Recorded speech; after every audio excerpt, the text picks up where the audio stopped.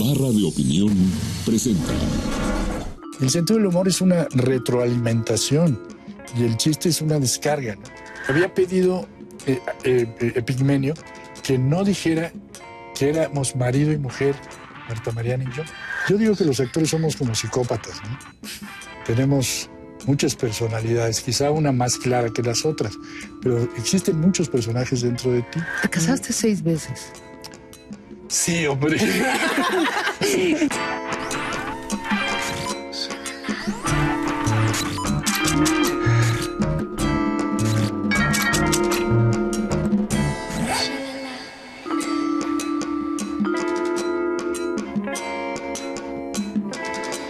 Oye, Fernando, vienes de una familia de actores. ¿Y qué actores? ¿No? Nada menos que sí. los Soler. Eres hijo de Mercedes, hermana de Fernando, Andrés, Julián y Domingo Soler. ¿Qué aprendiste de ellos? Actuar lo traes en la sangre, porque además tu papá también es un actor argentino. Mi papá, bueno, no, mi papá se vino muy joven a México, se vino casi desde los 12 años de edad. Mi padre siempre vivió aquí, hizo toda su carrera en México. Era actor también. Sí, era muy buen actor. Mi papá, bueno, toda esa generación, no solamente Changuerotti. Sí, Miguel Manzano, Jambrina, toda esa generación de actores.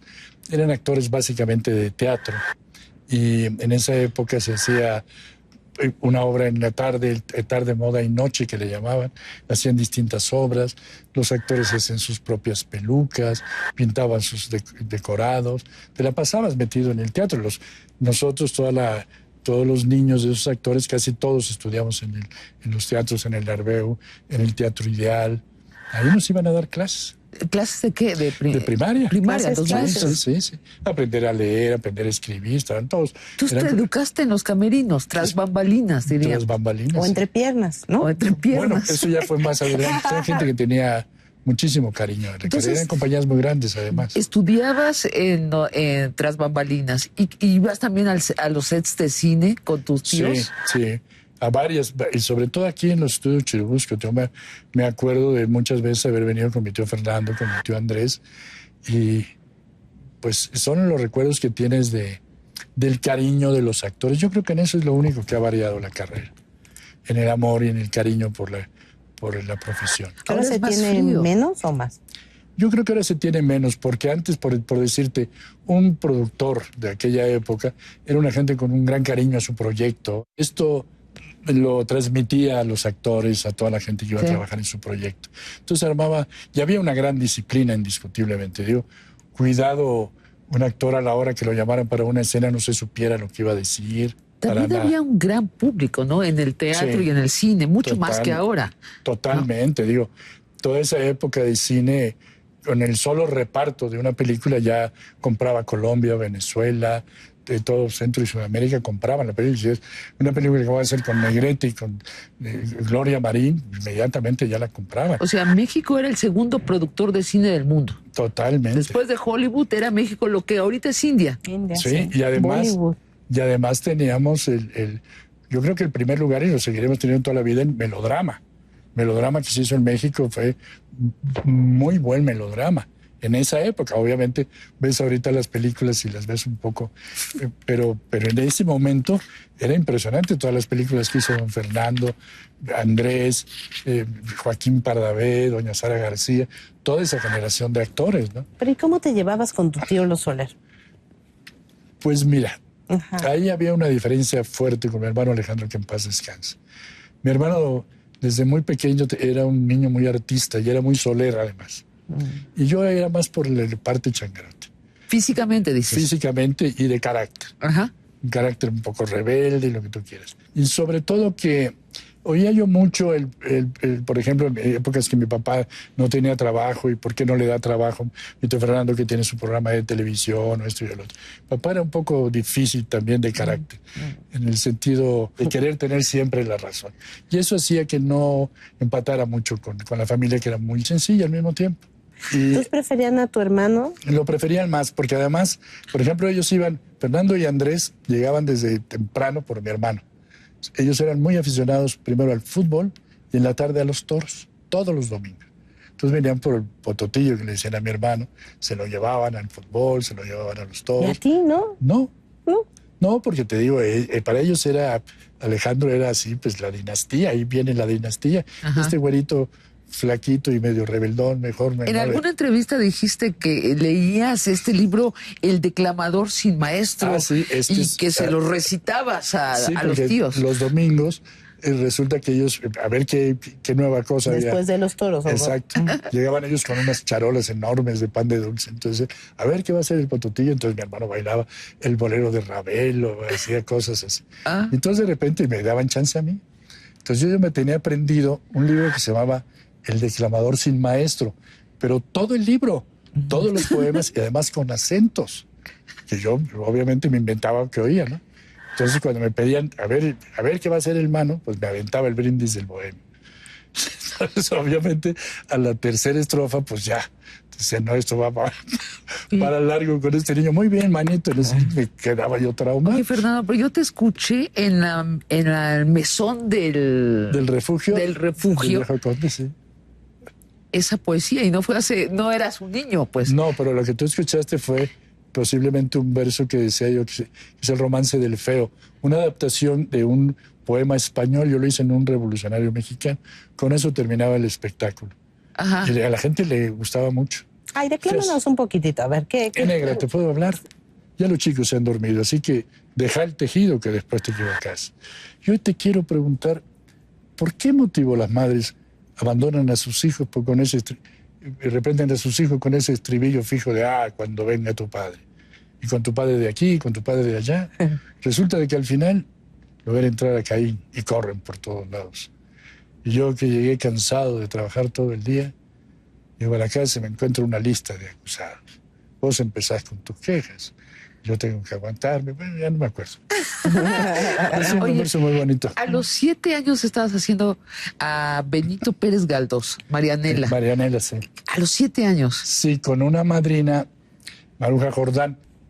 Ella era una gran actriz, Maruja, mi madrina. Y entonces hicimos una obra en un teatro en La Villa, la obra de Marianela de Pérez Galdós. Y ahí me dio el chance mi madrina de hacer el Silipino, un personaje muy bonito. ¿Y lo hacían con acento? ¿Te tenías que...? Todo ese teatro que se hacía en esa época, todas las compañías hacían el teatro español. Con acento español. Con acento, y no solamente con acento, sino con ese tono que tenía el teatro español, que era, Margarita, ¿cómo está usted? Pues muy bien, don fulano. Era gritos, porque además eran teatros muy grandes, ¿no? Sí. Y en esa obra me acuerdo que se acostumbraban mucho los mutis, que eran de aplauso. Si no te aplaudían un mutis, quiere decir que no estabas tan bien en el personaje, ¿no? Entonces tenía mis escenas dramáticas y me sentía yo la mamá de los pollitos cuando pues salía de escena y me aplaudían. Y decía, ay, mira, me la aplaudieron. Y a los 8 años estabas haciendo cine con Julio Bracho, ni más ni menos con Julio mi hermano Bracho. Alejandro, que en paz descanse también, con Angélica María. Y esto fue porque nos invitaron para hacer a mi hermano y a mí una zarzuela donde era la escuelita y cantábamos 2 y 2 son 4, 4 y 2 son 6. Entonces nos vio don Julio Bracho. Todavía no era tu novia en ese entonces, ¿o sí? ¿Angélica? Pues siempre fuimos novios. ¿Sí? Sí, nos queremos mucho, siempre nos hemos querido mucho. Estaba muy chiquita, Angélica. Yo le llevo 4 años, era una criaturita y yo también. Bueno, oye, ¿y por qué si te apellidas Changuerotti y empezaste tu carrera como Fernando Changuerotti, te pones Luján y no Soler, por ejemplo? Porque mi papá tenía un programa que se llamaba La Sombra, lo tuvo mucho tiempo en radio y luego lo tuvo en la televisión. Y tenía muchos problemas con la agencia de publicidad que le decían que trabajaba mucha familia. Tenía otro primo, en paz descanse también, Luis López Omocha Changuerotti. Y iba mi hermano Alejandro, mi papá. Y aparte yo escribí algunos de esos programas. A mí me ha gustado siempre escribir. Y entonces empecé a ponerme el Luján para escribir, para que mi papá no tuviera problemas. ¿Pero Luján por qué? ¿De dónde o qué? Porque de repente empecé a leer el libro de la Virgen de la historia de la Argentina y me gustó el apellido Luján. ¿Por la Virgen de Luján? Por la Virgen de Luján. Además la historia de la Virgen era muy chistosa, una cosa similar. Y aparte porque se me hacía como un apellido como de mosquetero. Y yo siempre he pensado que yo viví en aquella época, que debe haber sido en algún momento algún amigo de D'Artagnan. Entonces ya me empecé a poner el Luján para trabajar en una obra que se llamaba Pecado Mortal con Kitty de Hoyos, y con Sarah Wash. Y ahí empezó. Tu romance con ella, ¿no? No, terrible. fue me adelanté muchísimos años a la edad que yo tenía. Sí, bueno, ya llegaremos. Entonces, tú no estudiaste actuación en una escuela. No. Pero ¿cómo? Pero Fernando, estoy muy sorprendida de lo que cuentas, porque si te educaste en este tipo de teatro declamativo, de grandes gestos, casi operático español, eres un actor notablemente naturalista. ¿Cuándo haces ese cambio?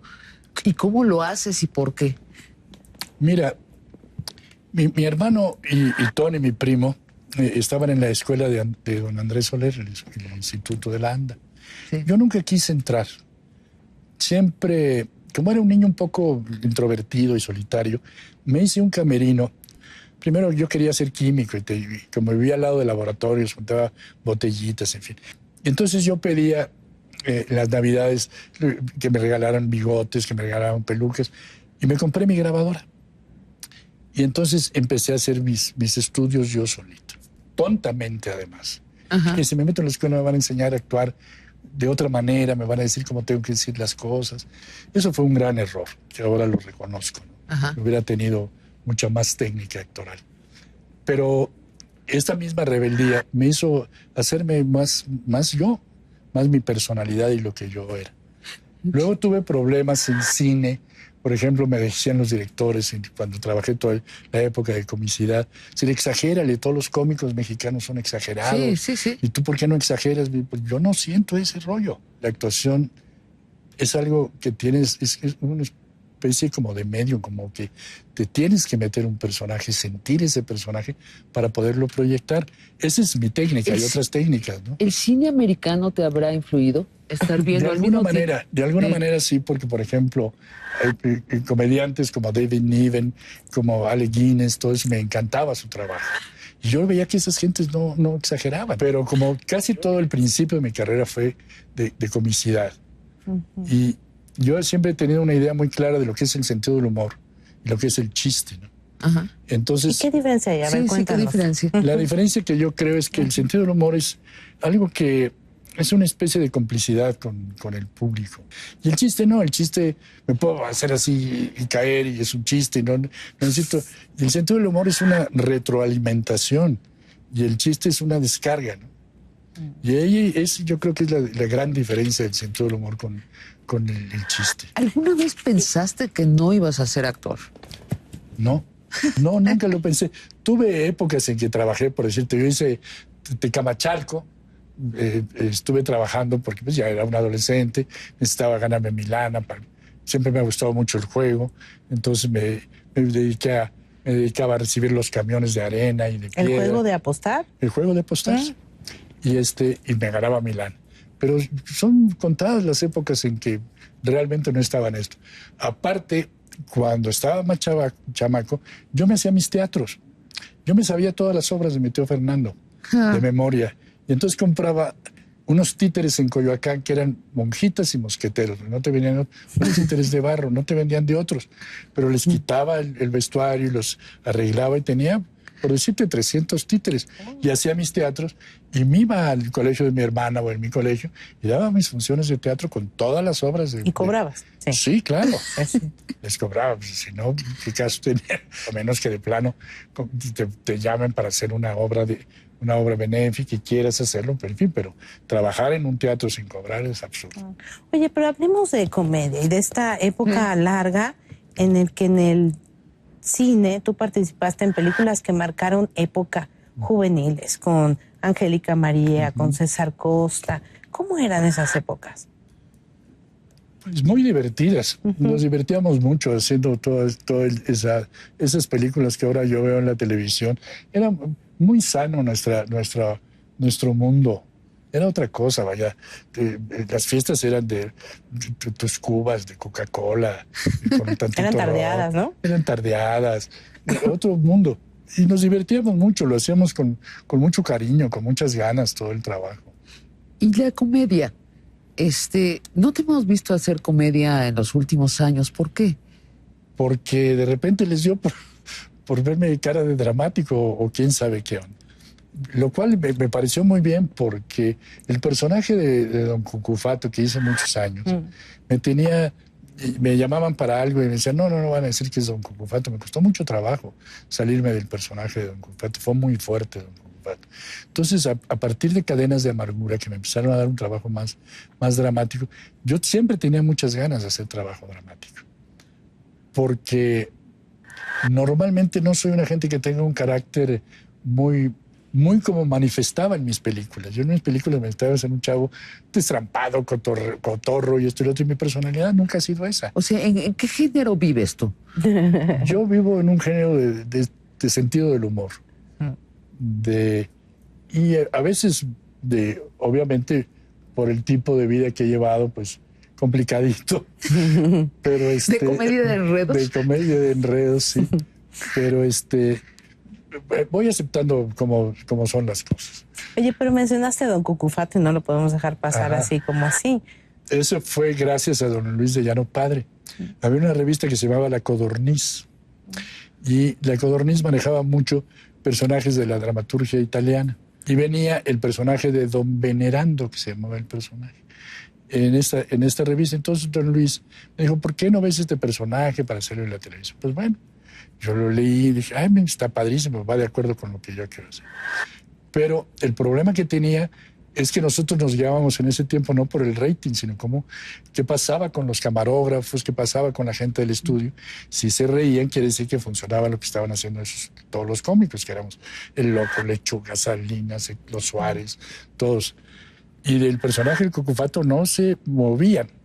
No había se reyera, entonces me decían, si no funciona el personaje, porque no se rían, pero yo lo quiero seguir haciendo, estaba de terco. Y de repente un día viene una huelga del Seguro Social y empiezan a sacar cartelones donde decían, por eso estamos como estamos. Entonces se les volvió la frase. Entonces yo había hecho una pequeña adaptación del personaje.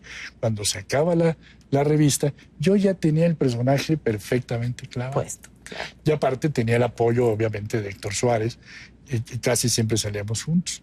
Entonces a mí no me preocupaba no ser chistoso. El chistoso era Héctor.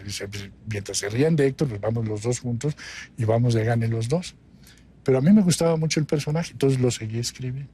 Y siempre fue como una panacea para mí, porque en las épocas difíciles de trabajo siempre me ha ayudado Don Cucufato. Las épocas de cabaret, que cuando tuve los problemas del SAI, que no me dejaban trabajar, me metí a hacer centro nocturno, y ahí pude poner a otro tipo de Cucufato, un Cucufato mucho más agresivo, pero que ya era mío el personaje. Más politizado. Ya lo había hecho muy mío. ¿Y por qué has dejado de hacer comedia política? ¿Es que el país ya te place? No es que haya dejado de hacer, porque yo siento que no se ha dado la oportunidad para la sátira en México, ¿no? Hice hace muchos años un programa que se llamaba Satirísimo. Un programa muy interesante, muy padre. Mi papá, que en paz descanse, me hizo el favor de hacerme 2 o 3 programas donde hacía el Quijote en las Naciones Unidas, con versos de León Felipe, el verso de Ya no hay locos, y todo en las Naciones Unidas, manejando la sátira, manejando muchas cosas, y no pasó nada. En televisión, al contrario, me decían, Fernando, pues es que no lo ve nadie el programa y no le interesa y todo. Sin embargo, me lo pedía la universidad. Mejor me dedicaba yo a escribirlo y a guardármelo para mí, que era lo que me gustaba. O sea, el público amplio en México no capta la sátira. No estamos acostumbrados a los matices de la comedia. Hicimos Tony y yo hace mucho tiempo un espectáculo que yo llevé cuando estaba todavía en Televisa para ver si en la escuela les servía. Y eran ejemplos exactamente de lo que es la sátira, la comedia, el sentido del humor, el pasacalle, la alta comedia. Y siempre poníamos un ejemplo, como un pequeño esquechito, para que el alumno se fuera dando cuenta, y se llamaba ¿Usted de qué se ríe? El espectáculo. Para que fueran enterándose de qué se ríen. No. Luego lo puse en una época que obviamente me corrieron de Televisa, fue la primera vez que me dijeron adiós. Entonces andaba yo haciendo bares y cabaret y no sé qué. Y me rescató en Guadalajara mi compadre Ortiz de Pinedo y el Pierrurris y Raúl Vale, que en paz descanse. Estaba yo en un cabaret ahí con un mago que ahorita es uno de los mejores magos de Las Vegas, y con un espectaculito ahí tenía yo, chiquito. Y todo ese tipo de trabajo siempre, pues, no me hacía acabar de entrar. Entonces todo el mundo me decía, es que tú estás desaprovechado. Una cosa es que esté aprovechado y otra cosa es que, pues, no sea no me identifique con la comicidad que se hace en México. Sí, claro. Me costaba trabajo, pero pues, como era lo que me gustaba, yo decía, bueno, pues que me cueste trabajo, yo voy a seguir siendo lo que me gusta a mí. ¿Cómo caracterizarías a la comunidad que tiene éxito en México? Pues actualmente un poquito chabacana. Yo veo que, desgraciadamente, si no metes o el sentido del humor, o la grosería, o la payasada, la gente, y además la razón que te dan es terrible, porque te dicen, es que la gente no quiere pensar. ¿Y tú crees que es eso? ¿Que la gente no quiere pensar? Para nada, pues o que viene una película de Woody Allen, por decirte, o algo, y la gente va y responde. Entonces, es un poco la autocensura de mucha gente, ¿no? Entonces, por eso una comedia demasiado fina y la gente no lo entiende, o sea, y no tienes tampoco tiempo para estar manteniendo una comedia. Venimos de las carpas, donde tenías un teatro blanquito donde podía salir, iba con toda la familia, y podía salir un cantante o un mago, y de repente salió un cómico totalmente lépero. Sí. Y no había problema, porque al final de cuentas el sinónimo de lépero es honesto, ¿no? Entonces, lo hemos entendido de otra manera. Entonces, y luego, a raíz del SAI, vino una época en que obviamente, como muchos comediantes, se les frenó el trabajo, pues se lanzaron una bola de gentes que estaban esperando que les tomaran en cuenta y empezaron a hacer un cine terrible. Sí, más la caída de Estudios Churubusco en manos de López Portillismo. Y todo ese tipo de problemitas. Odiaban a los artistas. Sí, total. O sea, si eres artista no podías hacer cine. Sí, es como si regresara siglos atrás, ¿no? Cuando había letreros que decían prohibir la entrada a animales y artistas, ¿no? Oye, pero hablemos tantito nada más de política. A ver. ¿Tú tienes alguna afiliación partidista o por lo menos una amistad partidista, alguna? Yo le voy más a las socialdemócrata? ideas un poco de centro-izquierda. Creo que son las que al final de cuentas el camino de los países que están encontrando una solución tiene que ser de este lado. Siempre nos vamos a los extremos, ¿no? O sea, Chile, de derecha. Brasil. Absolutamente. Estás viendo resultados, además, en una política social y en no echar para atrás la iniciativa privada, porque al final de cuentas se necesita también, pero con una cierta medida, ¿no?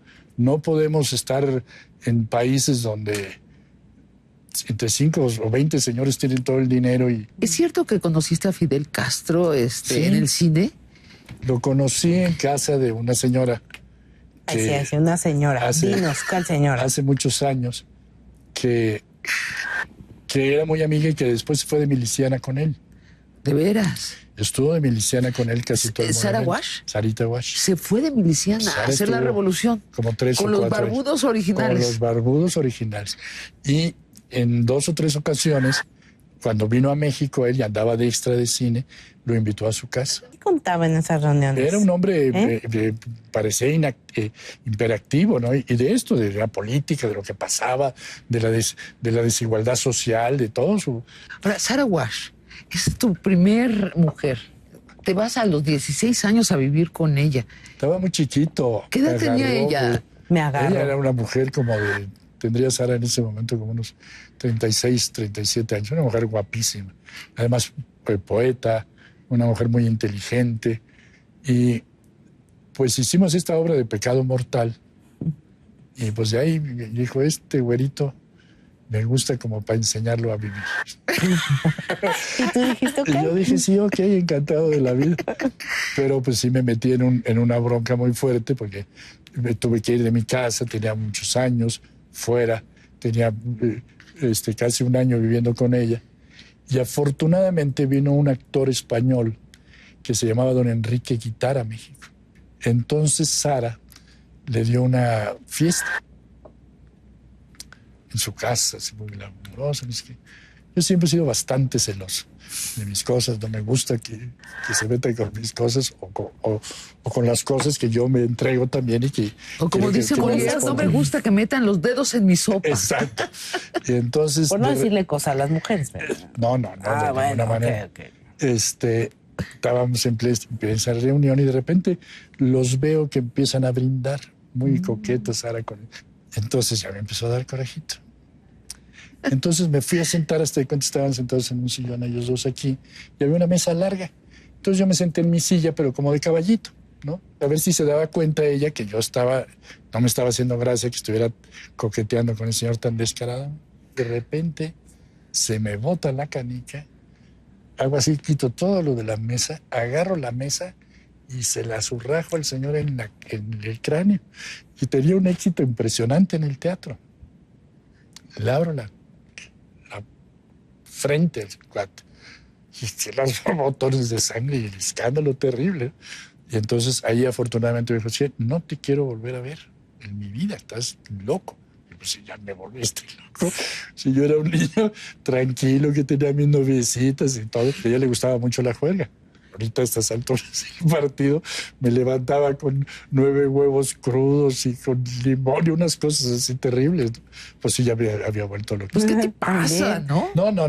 Sara era una gente extraordinaria, una mujer súper inteligente, además. Afortunadamente le pegué y me cortaron y me botaron, si no yo creo que ahí me hubiera quedado toda mi vida. ¿Sí? ¿Qué tal?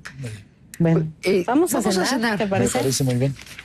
Tu familia ya me imagino el grito en el cielo, ¿no? Cuando te fuiste a vivir con ella. Mi papá y mi mamá, sobre todo mi mamá. Tus tíos te felicitaban.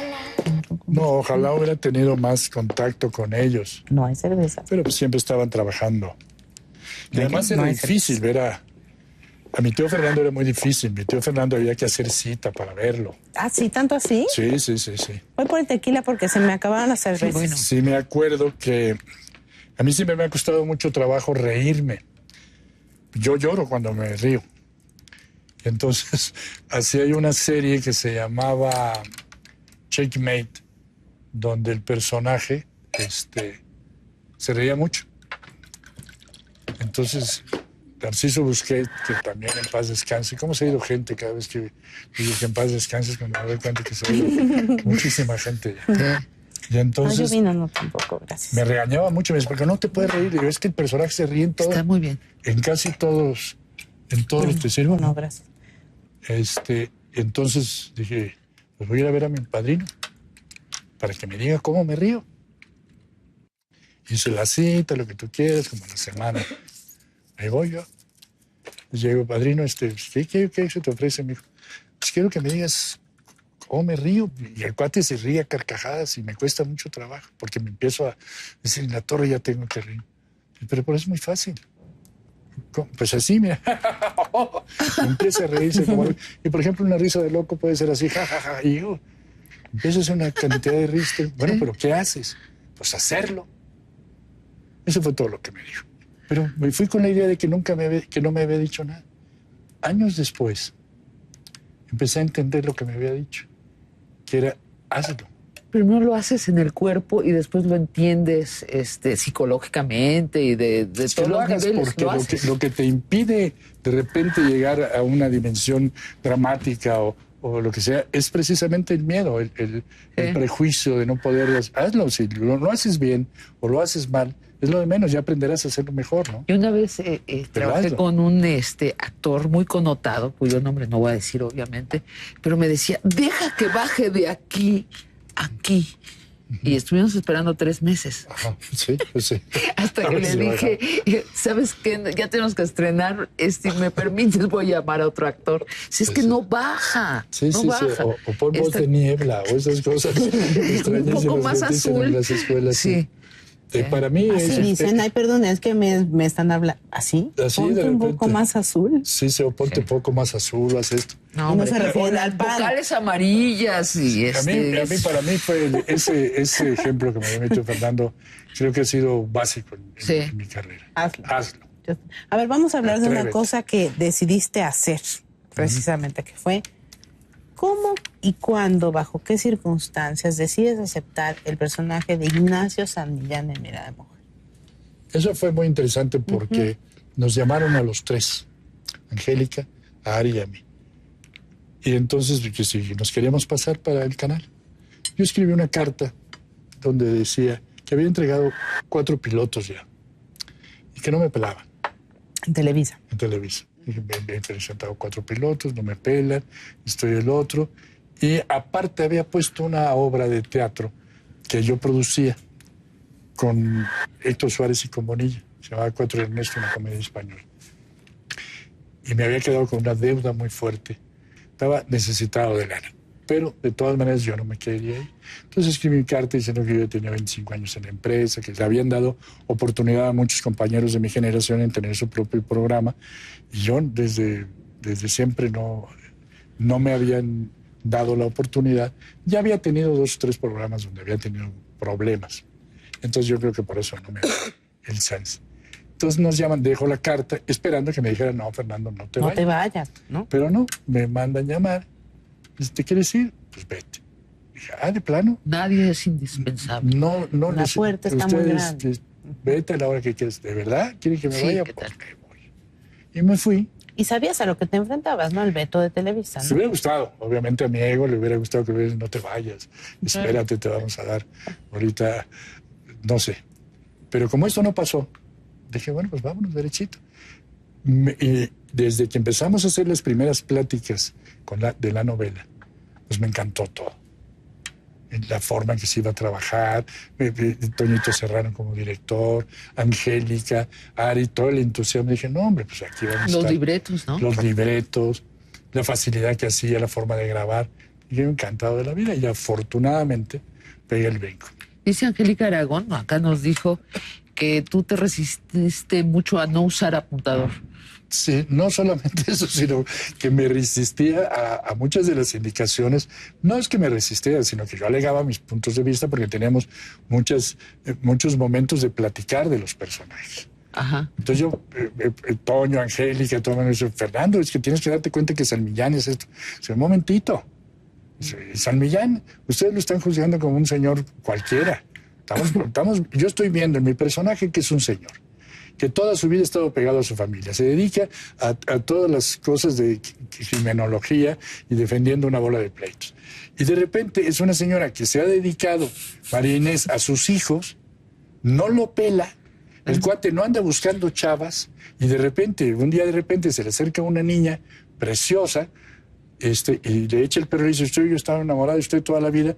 Pues el cuate cae. Pero esto Claro, no quiere decir... seguramente no tenían ya vida sexual, ya no la había pareja, nada. y según las normas mexicanas conservadoras, te tienes que aguantar y que morirte con la pareja que ya no funciona. No, y claro, peor pero como- quizá pero- porque después ella tiene un amante más joven. Claro, ¿no? pero ese era el objetivo polémica. de la novela. Sí. Y eso es lo que yo tenía que entender, es decir, espérate, aquí tenemos que hacer de un maldito Claro, para el que villano. funcione. Pero ¿por qué? Dice ¿Por que no qué? hay malditos ni A nada. ver, porque el melodrama, Ajá. y esa es nuestra, como dijiste hace rato, esa es nuestra exportación cultural más importante, nuestro producto cultural más Y parte de nuestra importante. educación sentimental. Exactamente. Hay buenos y malos. Claro, pero yo digo que entre los buenos y malos, pues estamos todos. No, yo estoy de acuerdo, No, pero o sea, así se rige el melodrama, ¿no? Son malos y buenos. El melodrama típico. Sí, bueno, pero aquí había muchos que podían haber sido malos. Sí. O ella misma puede haber sido malo en momentos determinados y después pues, ya no ser tan mala. O lo mismo que pasaba con San Millán. La prueba fue que yo tenía un club de fans. Dentro Estaban del de acuerdo foro, con San Millán. Decían Que sí. en las grabaciones les aplaudían cuando decían una frase u cuando otra. fuimos a Monterrey me acuerdo que era impresionante. En Monterrey era así impresionante de las fans por María Inés. ¿Las o Pero los? también, Ok. y también señoras diciendo, es que usted tiene razón, Claro. porque es que la señora no lo pelaba. Claro. Y esto y el otro. Y aparte yo tenía el problema de que me había pedido Epigmenio que no dijera que éramos marido y mujer, Marta Mariana y yo. Cuando ella en el melodrama era tu amante, Era mi ¿no? amante. Ajá. Entonces había que estar jugando la vida personal y además quedarte callado y aparte el personaje en la novela. Y todas las escenas que yo tenía con mis hijos, pues yo las sentía muy emotivas. Así que el cuate realmente sufría porque el cuate no hubiera querido, pero le tocó la niña, igual que le toca a ella el personaje después de Ari, ¿no? Y se enamora. Entonces yo creo que lo importante de la novela es que era una novela, se acercaba a hacer este tipo de novelas que se pretenden hacer realistas de problemas. Provocaba un debate en la vida cotidiana, porque ¿no? todo el mundo estaba pasando ese rollo, por eso fue el trancazo que fue. Sí. Las señoras se querían independizar. Sí. Habían estado durante muchos años, por eso fue el trancazo que fue Mirada de Mujer, ¿no? Porque se les abrió una puerta para decirle al marido, pues ahora te vas al diablo y no sé cuánto. Y se emanciparon muchísimas yo mujeres. creo que tomaban nota. Totalmente, ¿no? Ambos géneros, ¿no? Yo me imagino una pareja de hombre y mujer que ya no tienen sexo, ya no se llevan bien, tomando nota frente a la pantalla, ¿no? Lo que se decía, porque buenos textos, ¿no? Sí, estaba muy bien. Quizá hubo muchos más San Millanes, ¿no? Que buscaron amores fuera. No, más señoras. Sí. Más que San Millán, Bueno, más señores mayores que buscaban chavos también. A ese ya estoy harta de este marrano que llega a mi casa en la noche y me despierta después de lo cansada que estoy de educar niños. O sea, tanta emoción, tanto drama, tanto dolor para que finalmente cada quien consiguiera una pareja más joven y fuera mucho más feliz. Claro. Pues sí, pues. Si fueran suecos no hubiera habido melodrama. ¿Qué pasa en la telenovela? Estábamos revisando tu lista de telenovelas, que bueno, es impresionante. Las últimas, y esto tú no tienes ninguna responsabilidad, son refritos, pero también sucede en Televisa. Se están adaptando y readaptando novelas del extranjero, novelas del pasado. ¿Qué pasa con la telenovela mexicana? Yo no sé exactamente. Yo me he preguntado mucho eso. Mira, por ejemplo, veo los intentos de Argos, en el sentido de ser una novela más realista, las series de televisión que se hacen ahora y todo. Y sigo pensando que la novela tradicional, la que se hizo toda la vida, la que se ha hecho toda la vida, que son los problemas obvios del rico con el pobre, y no sé cuánto, bien hecha, con un buen reparto, con buenos libretos respecto a eso, siempre va a funcionar. Claro. Que no tenemos que buscar, vamos a encontrar la realidad y inventarnos la madre porque la gente habla así. ¿Y por qué en el fondo siempre va a funcionar ese argumento? ¿Por qué? Porque eso es lo que la gente quiere. ¿Tú crees que la telenovela debe tener un efecto social? No necesariamente, ¿no? Yo creo que la telenovela debe divertir. Para eso habría series, habría documentales, hay películas, pero toda una novela para decir, voy a tener un efecto. Por ejemplo, ahorita tienes la nueva novela de Argos, que no dudo que esté muy bien hecha y todo. Si no dejamos de ser machos, vamos a seguir siendo el sexo débil. Es una intención social, ¿no? Para que el mexicano entienda que no debe ser macho. Pero resulta, como la anterior, que a la mitad empezamos a fallarle a nuestro objetivo principal. ¿Por qué? Porque la audiencia, vuelvo a decir, no me gustó que fulanito le diera un beso a perenganito, porque sigo siendo un país conservador. Claro. Entonces, tu intención social es para un grupito de gentes, pero yo, que soy la gran masa, no quiere eso. Y no quiere eso. Y entonces empieza a agarrar la muleta y a pasarla del otro lado. Y empiezas también a irte para el otro lado. Bueno, como Margarita Gralia en Mirada de Mujer, o sea, el castigo por ser libre sexualmente a la pobre de Margarita Gralia, se muere de sida, ¿no? Sí. Además, yo creo que, al fin de cuentas, nunca ha habido... Quizás socialmente sí hay un párale a lo que quiera hacer. Pero al final de cuentas los seres humanos son libres de hacer lo que les dé la gana. No hay nadie que les impida, en medio de nuestros países democráticos. Yo creo que el mundo andaría mucho mejor si cada quien se dedicara a su propio mundo. Si cada ser humano tratara de ser mejor ser humano, andaría el mundo de maravilla. Estamos viendo que están pasando una cantidad de cosas terribles. Entonces vamos cada quien a tratar de ser un poquito mejor como artistas, como doctores, como lo otro. Llega un momento en que ahora dices, espérate, es que si cada quien va por su santo, estamos fritos, y eso es lo que al final de cuentas ves que está pasando, no es que uno lo quiere inventar. Fernando, tú eres de los pocos actores que ha sabido cambiar de generación. Hiciste cine, bueno, a los 16 años, no, a los 8. A los 8. A los 8 años. Y a los 16. Y a los 16, y a los 24, y a los 30, y a los 40. Y ahora sigues haciendo cine, sigues haciendo protagónicos, Sí. con una generación de directores más jóvenes que tú. ¿Cómo lo lograste? ¿Dónde te abriste para que sucediera eso? Yo sí creo que hay un factor de suerte. Siempre, por un lado he pensado siempre que la mala suerte y los tarugos van de la mano. Pero sí hay un factor de suerte de repente. Cuando Arturo me llama para ser el coronel. Arturo Ripstein. Arturo Ripstein. Y el coronel no tiene quien escriba, García Márquez. Voy a hablar con él. Y yo iba con la idea de decir, me va a dar algún papel, ¿no? Nunca pensé que me iba a dar el personaje del coronel. Entonces empezó a abrirse un mundo muy especial. Estaba yo en la edad adecuada. Luego me llaman para hacer una película. Te digo, el destino es muy especial. A mí hay un actor que siempre he admirado mucho, que es Vittorio de Gassman. Me llama la productora de la primer película que hago en España. Y me dice, yo lo necesito ver, si puede usted venir, mañana voy. Últimamente agarro el avión, me voy y me dice, no, pues usted es la gente ideal. Hice esta película, me dice, primero le iba a ser don Fernando Ferrán Gómez, otro actor que yo siempre he admirado muchísimo. Y después Vittorio de Gassman. Vittorio está invadido de cáncer y don Fernando está invadido de cáncer. Y usted me da el tipo perfecto, quiere hacer la película, me encantó la vida. Entonces me dan una película que se llama Primero y Último Amor, una novela de Luca de Tena. Una película preciosa. Me quedo en España haciendo la película y empieza a haber un cambio terrible en mi carrera, en tono de un trabajo ya más serio, más actoral, más importante.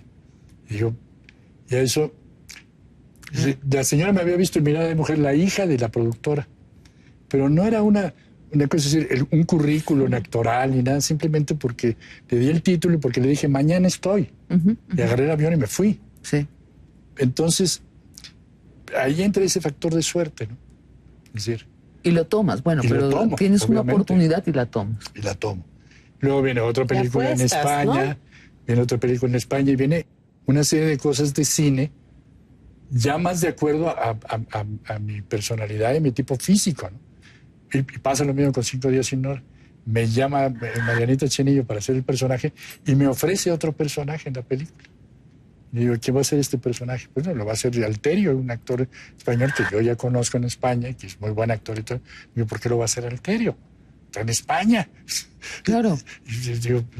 Y la convenzo de que haga yo el personaje. Alterio, pues yo sé, tiene más tipo judío y todo, pero pues que yo...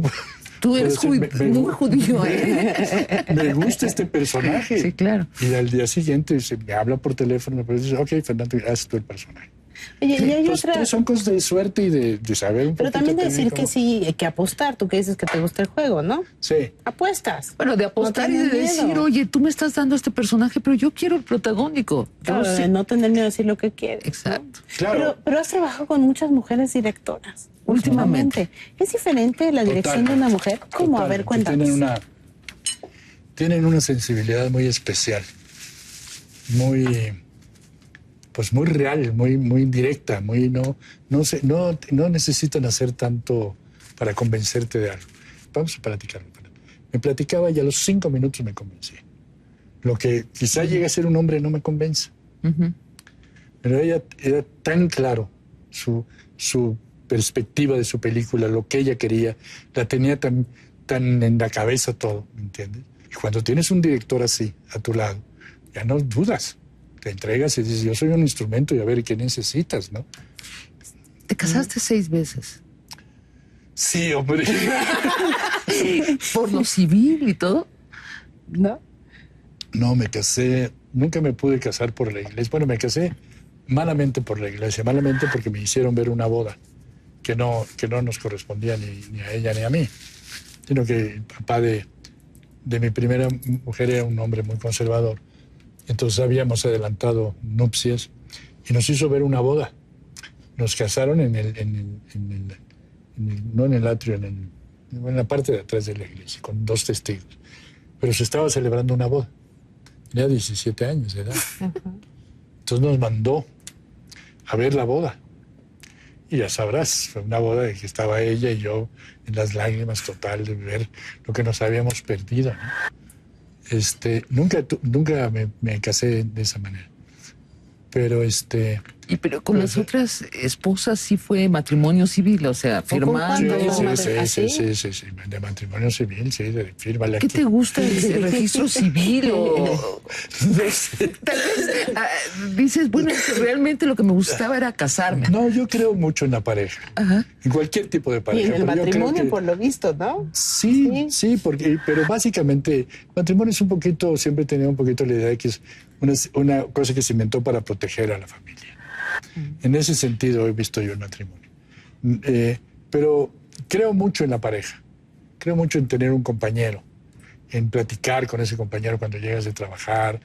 Vengo de una familia que mi padre y mi madre duraron 36 años de casados, y una familia muy estable. Me gusta el matrimonio, me gustan los niños, me gusta la pareja. Bueno, Oye, es notable que creo te mucho gusta en el eso. matrimonio, pero Y también los niños, ¿sabes? También los pero niños. la separación. ¿Por qué la separación? Sí, Porque ¿por qué? primero he sido un hombre muy inquieto, y luego un hombre Oye, no, perdón, Aparentemente. tiempo. Define inquieto. ¿Qué es eso de inquieto? inquieto en que te gustan muchas cosas, te vibran muchas cosas y quisieras hacer. ¿Te gustan muchas mujeres cosas. también? Ahorita ya no tanto. Pero en mi vida emocional siempre ha habido una gran inseguridad. Entonces yo creo que les he hecho la vida imposible a muchas gentes. He tenido la suerte de que todo el mundo, todas esas ex mujeres, las sigo tratando, nos tratamos con muchísimo cariño. Que inclusive se juntan en comidas, han dicho tus hijos. Totalmente, y la llevamos muy bien y nos queremos mucho. Yo creo que cuando ha habido amor, lo único que se pierde es la intimidad. Pero fuera de eso, el amor es algo que está continuamente en la atmósfera y que no lo pierdes nunca, ¿no? Tienes Pero 10 yo creo hijos, que- ¿no?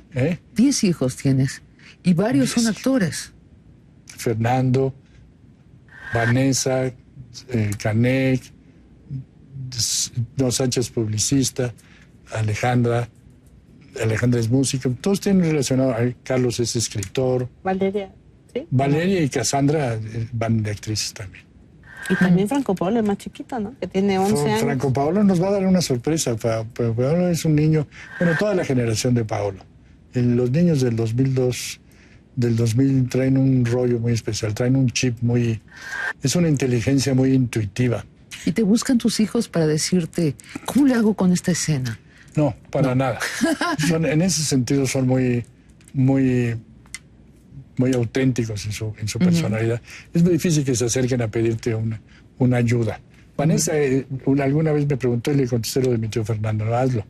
Pero independientemente de que sean actores o actrices o no, ¿qué retos tiene una familia como la tuya? ¿Retos? Ajá.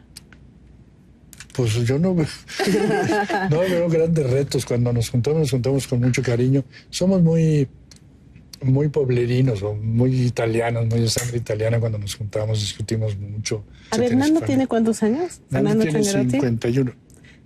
Tienes un hijo de 51 y uno de 11. Y uno de 11, sí. Y así como escalerita. Sí, de todos los tamaños y de todos los sabores. Pero todos son muy lindos. Todos son muy especiales. Todos tienen su propio carácter, su personalidad. Y creo que dentro de lo mal educado que pueden estar, porque yo no me puedo concebir como un padre que les haya dado una gran educación. Son muy nobles, son gente muy noble. Los respeto mucho, los quiero mucho a todos. Fernando, ¿hay algún personaje que te gustaría ser? O sea, un personaje que ¿En te teatro? persiga, en lo que quieras. Sí, hay muchos personajes que me gustaría hacer. Por ejemplo, pero hay algunos que ya se me pasó el tiempo. Pero, por ejemplo, me gustaría haber hecho Cyrano. Es un personaje que me hubiera gustado mucho hacer. Una versión de Cristo, del personaje de Cristo, pero una versión moderna, como ser humano. Y de muchas novelas de Dostoyevsky, me encantan personajes de Dostoyevsky. Pero lo más seguro es ahorita, que escogieras hoy por a los hoy, 10. ¿Quién te gustaría interpretar? Hoy por hoy. El que estoy interpretando ahorita, Edgar Dumont, se me hace un personaje bonito porque yo digo que los actores somos como psicópatas, ¿no? Tenemos muchas personalidades, quizá una más clara que las otras, pero existen muchos personajes dentro de ti. Entonces, tocas de repente, mira, este personaje es un maldito, pues hay una parte de mí que es un maldito. Esta parte es muy tierna, esta parte es muy emotiva. Entonces te da la oportunidad, es la gran maravilla que tenemos, la gran ventaja que tenemos los actores, ¿no? Que podemos vivir una serie de vidas ese es un privilegio de Dios, ¿no? Fernando, pues ha sido un privilegio platicar contigo, escucharte. Muchas gracias. Muchas gracias a ustedes, muy amables, por haberme invitado. ¿Qué no vamos a hacer? Sí, no, por pues favor. Es que de tanto hablar, ahora sí vamos a cenar. No, muchas gracias, era una broma. No, en serio, pues aquí está la comida. Saludcita. Y no es de utilería, ¿eh? No. No. Salud. Barra de Opinión presentó. El Congreso de la Unión ha iniciado otro periodo ordinario de sesiones. Estamos a mitad de legislatura y todas las bancadas prometen, ahora sí, aprobar leyes importantes. La reforma fiscal, la reforma laboral, leyes contra la inseguridad. ¿Les creemos? Ya tuvieron 3 periodos ordinarios y nada sustantivo nos dieron en ellos. Privilegiaron la lucha política, el enfrentamiento, la polarización. El año estará cargado de votaciones y ellos, partidos y legisladores, solo piensan en las contiendas siguientes. Ojalá esta vez me equivoque. Ojalá diputados y senadores nos den frutos maduros. Con suerte, y hasta empezamos a creer en ellos.